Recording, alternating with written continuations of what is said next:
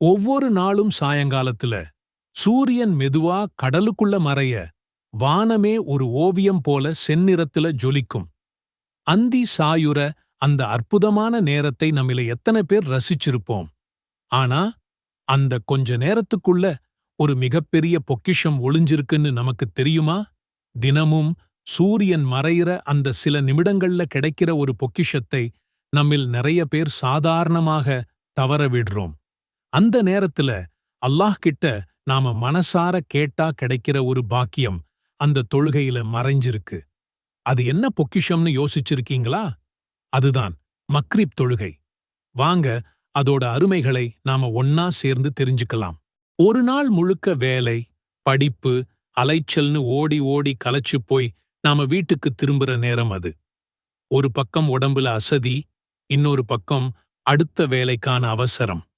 இந்த பரபரப்புக்கு நடுவுல பாங்கு சத்தம் காதுல கேட்டா கூட சரி இன்னும் கொஞ்ச நேரத்துல தொழுதுக்கலாம்னு அசால்ட்டா தள்ளி போட்டுடுறோம். ஆனா மத்த தொழுகை மாதிரி மக்ரிப் தொழுகைக்கு நேரம் ரொம்ப அதிகம் கிடையாது. சூரியன் முழுசா மறைஞ்சதிலிருந்து வானத்தில் இருக்கிற செவ்வானம் மறையிற வரைக்குமான கொஞ்ச நிமிடங்கள் தான் அதோட நேரம். கண்ண சிமிட்டுற நேரத்துல முடிஞ்சு போயிடும். இந்த குறுகிய நேரம்தான் இந்த தொழுகையை ரொம்ப முக்கியமானதாவும் அதே நேரம் நாம சுலபமா தவறவிடக்கூடியதாவும் மாத்திடுது. அல்லாஹ்வுக்கு மிக விருப்பமான செயல் எதுன்னா தொழுகையை அதோட சரியான நேரத்துல தொழுவதுதான்னு நபி ஸல்லல்லாஹு அலைஹி வஸல்லம் அவர்கள் சொல்லியிருக்காங்க. அப்போ இவ்வளவு குறுகிய நேரம் கொண்ட மக்ரிப் தொழுகையை நேரம் ஆரம்பிச்ச உடனேயே தொழுவது எவ்வளவு முக்கியம்னு நாம புரிஞ்சுக்கணும். நபி ஸல்லல்லாஹு அலைஹி வஸல்லம் அவர்கள் நமக்கு எப்படி வழிகாட்டியிருக்கிறாங்கன்னு பாருங்க.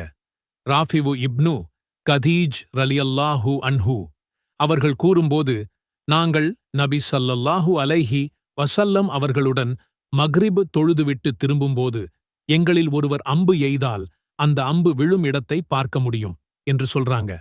அதாவது முழுசா இருட்டுறதுக்கு முன்னாடியே அந்தி வெளிச்சம் இருக்கும்போதே நபி ஸல்லல்லாஹு அலைஹி வஸல்லம் அவர்கள் மக்ரிப் தொழுதுடுவாங்கன்னு இந்த ஹதீஸ் நமக்கு அழகா புரிய வைக்குது.